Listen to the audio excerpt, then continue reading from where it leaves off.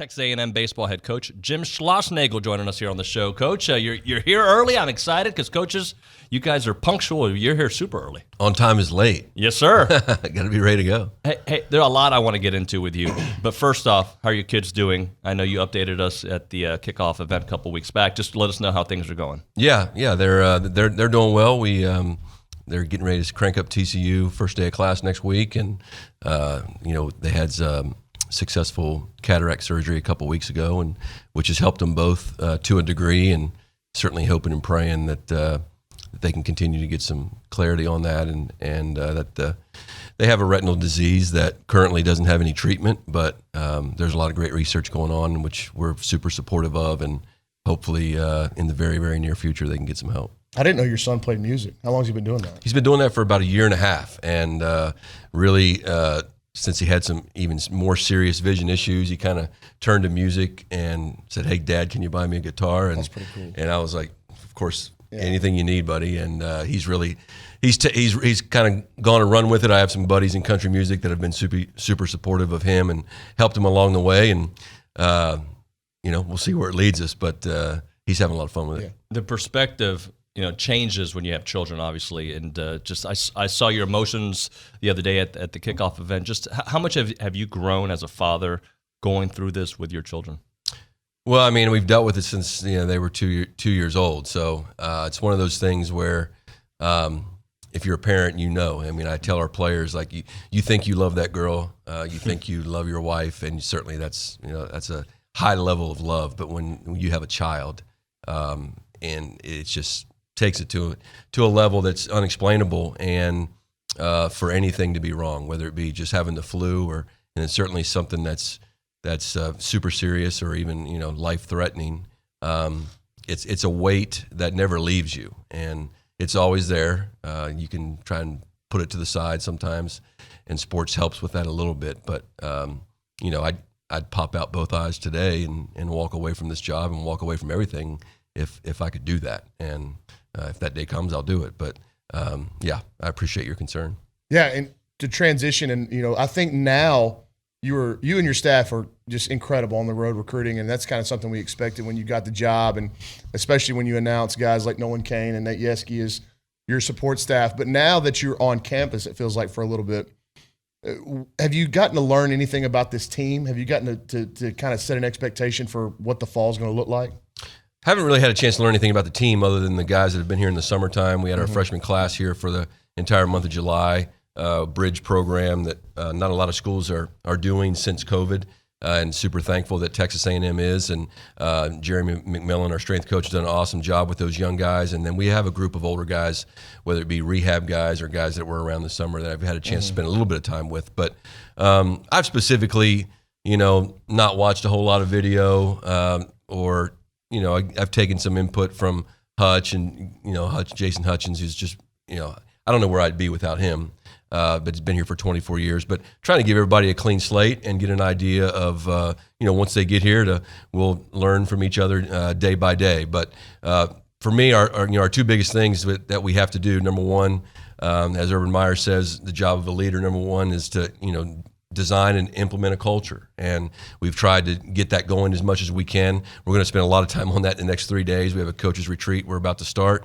And then when we get all the players back, we'll do that. And then the second thing, which we've kind of had to put ahead of the first one, is to acquire and develop talent. And whether that be acquire coaches and help them get going, or whether that be go out and try and add to this roster as best we can, because certainly there was a lot of transition with the draft and the transfer portal and things like that. And I think we had 10 or 11 transfers coming in. That is not the way that we want to do things here. We want to recruit and acquire the very best high school players in the country, and supplement the program with transfers, whether that be junior college or 4-year transfers. But given the circumstances, that's what we had to do in the moment.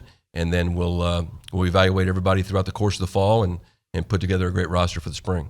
So you've been at it for about 2 months now, and I think we basically started right around the same time. I started early July. You're obviously in June. These first couple of months, how has it been? Because at the end of the day, it's the same kind of job, but it's still a new territory, new area, new people you're working with, even though you brought a lot of the same faces. It's been awesome. every day. I wasn't really in College Station very much. I think we talked about that night at Coach Fisher's event. Nolan Cain was on the road for 4 consecutive weeks. When he got back, he had to put Bluebell Park in his GPS, and he'd been working here for a month and a half and didn't know how to get to the stadium. So, since it's slowed down a little bit in the last 10 days. The showcase circuit is winding down, so just being able to figure out the university itself and the inner workings of that, and run by football practice or get a feel for College Station, Brian, has been amazing. We're all super excited. Ross and the administration have been super supportive. On any given day, we're talking about new paint in the offices to a grad transfer. So just hitting the ground running and just trying to make an impact on the program every single day, regardless of the area in which we're doing that. Recruiting, facility, culture, all those things to give ourselves and our players the best chance for success. Whenever I research coaching changes, and it's something that as a coach myself, I like to get into that part of, with what we do at 12.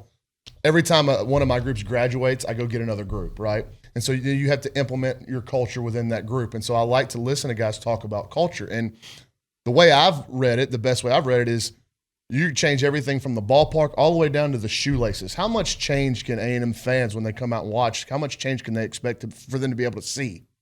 Well, I think some of those things you'll have to see over time. And if you're not within the program itself and see it on a daily basis, then, you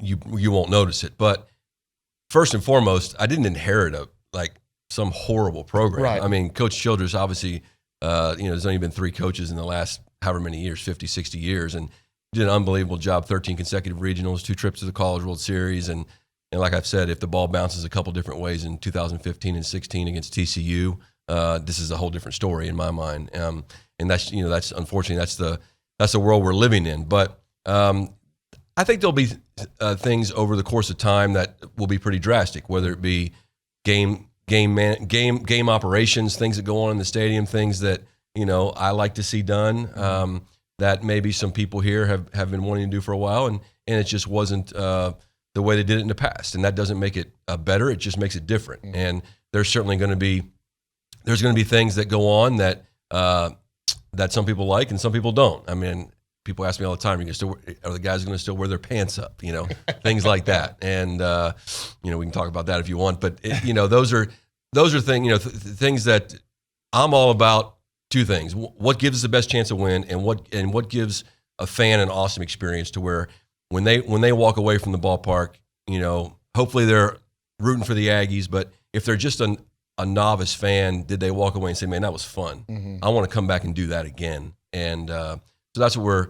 Over time, I think you'll see some changes that way. We continue our dialogue with Coach Jim Schlossnagle here in studio. And Coach, I do want to ask you, when you're talking to these recruits, what does the brand A&M mean? When you go to their houses, when you talk to them on the phone, when you're tweeting at them, what does A&M mean to them?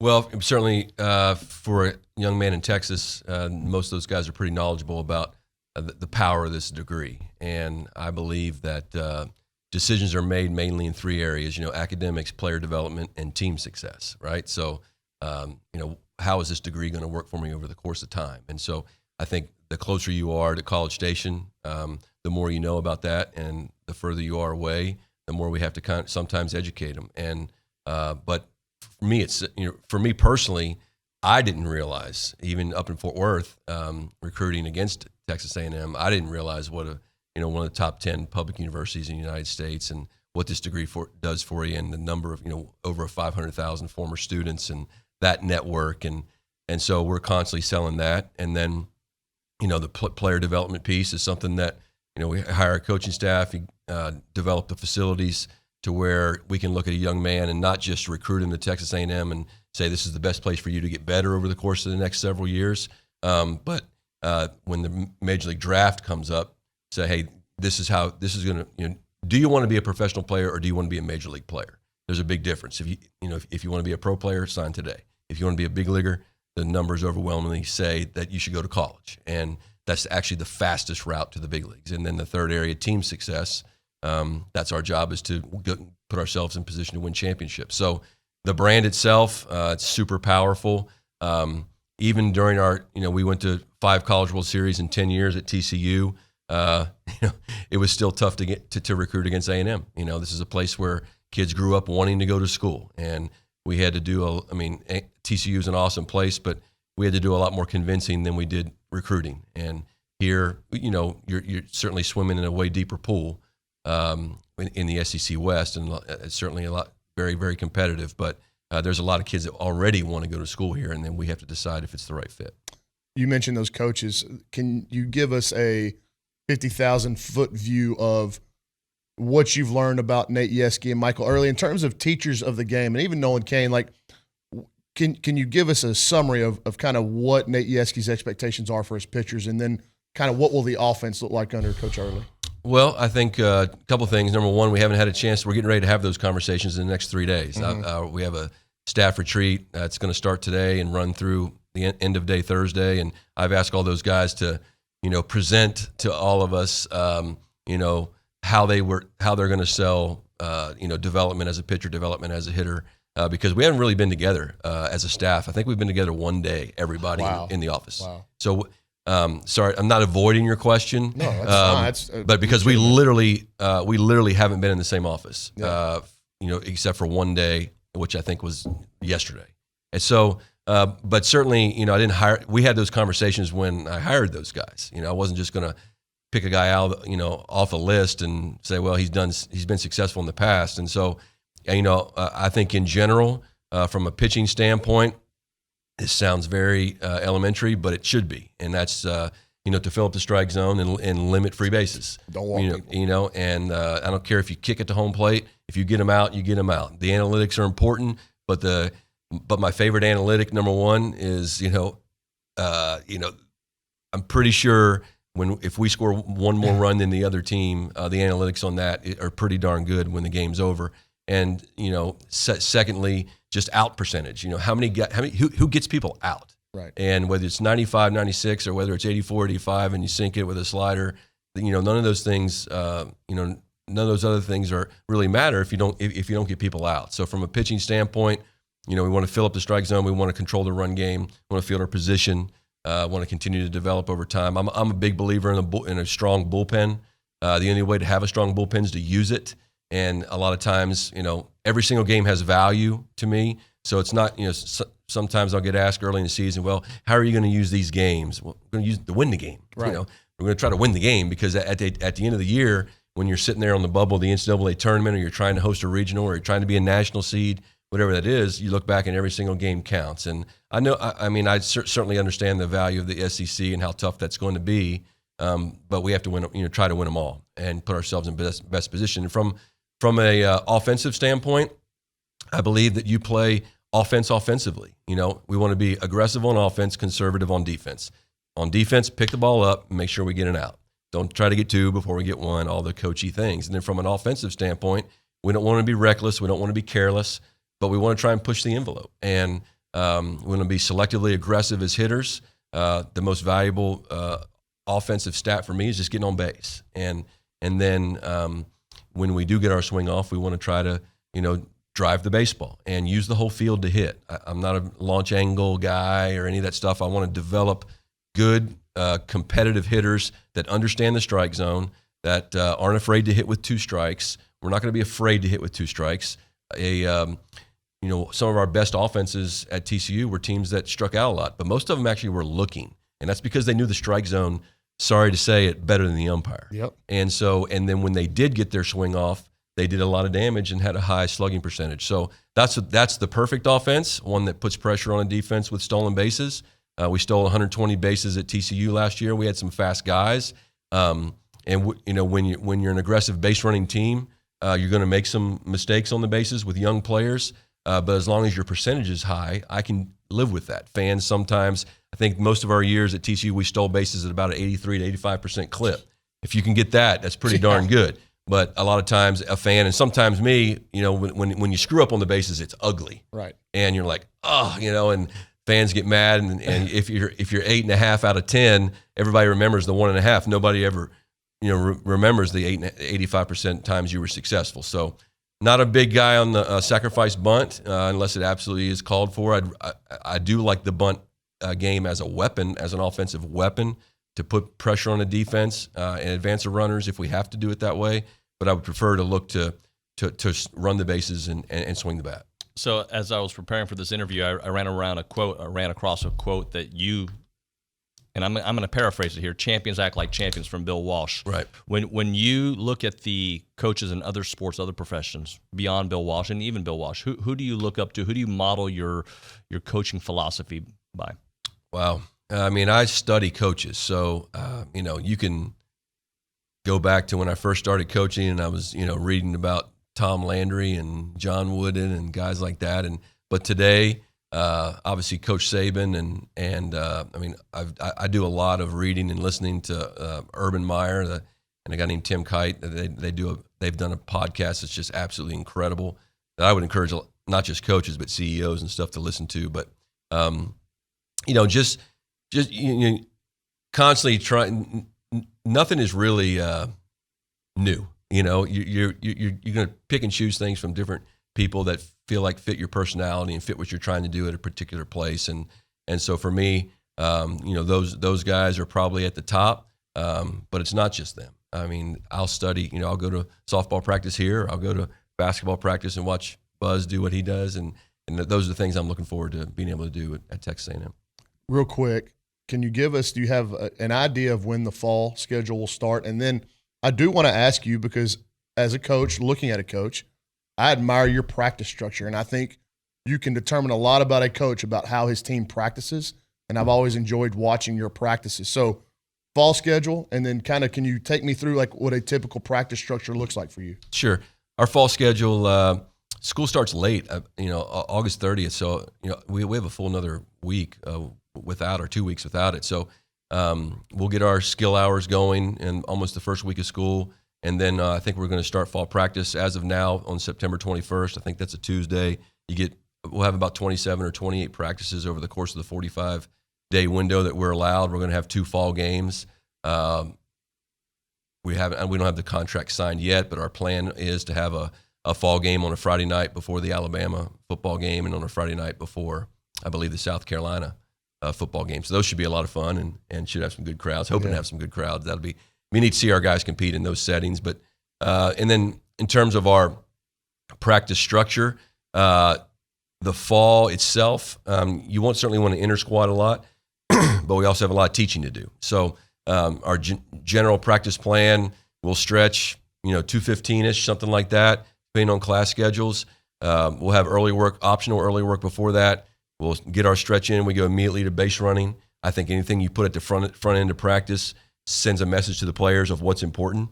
The old days of having your base running at the very end of practice and conditioning, using that as your conditioning, that's a disrespect to how important base running is in a game.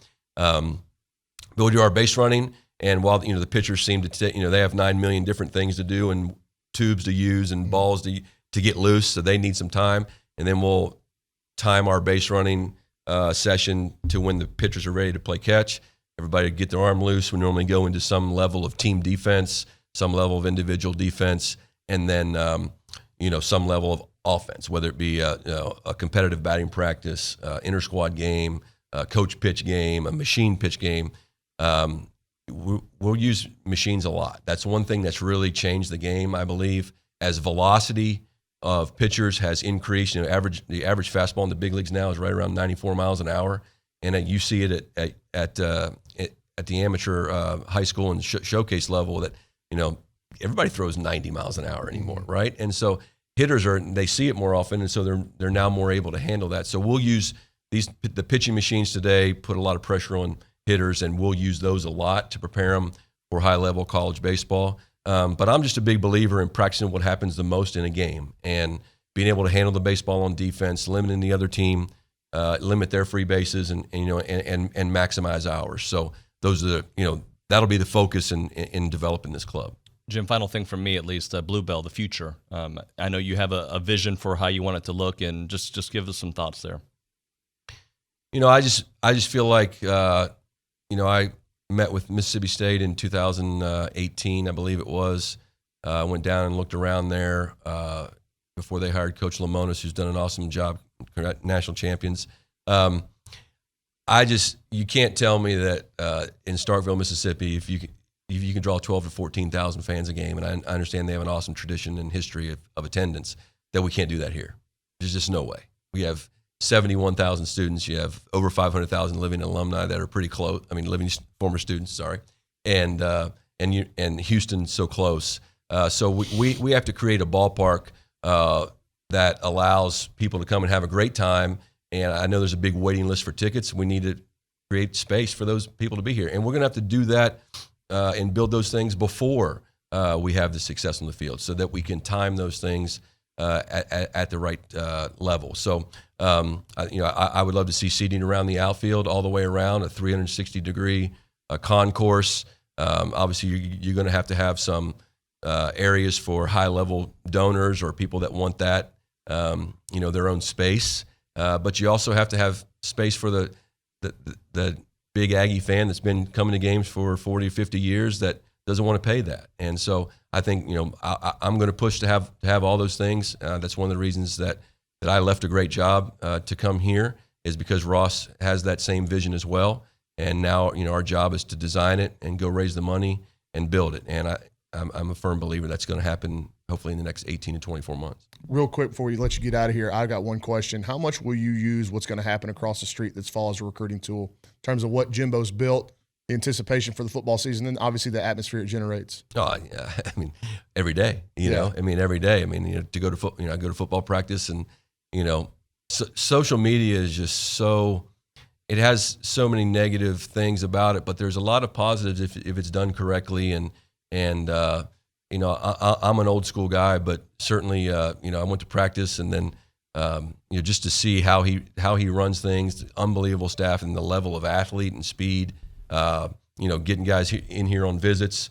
He's a baseball fan. I heard him on his press conference the other day talking at Sanford. Yeah. And he was talking about Nolan Ryan and Tom Seaver. Yeah. I mean, that's awesome. So Gary Patterson and I we're super close friends, and he was super helpful in recruiting. And we took guys by to see him when needed if they were college football fans, and certainly we'll do that here. But I haven't seen a football game here yet. I haven't been to Kyle Field for a football game. So it's going to be awesome. I'm jacked, and I think winning breeds winning. And just to be around winners like him, and to have our recruits and our players around that level of excellence can only help us. Thank you so much for coming in. I appreciate it. Yeah, thanks for having me. I've been wanting to meet you, and it's been great. So we look forward to seeing you. And Coach Slosh is fine, by the way. I heard you heard that? I heard, yeah. Yeah, okay. Yeah. I didn't know if I'm in the circle of trust yet, so I'm good. We'll see how it goes. We'll start there. All right, we'll start there. Thank you, Coach. Appreciate your time.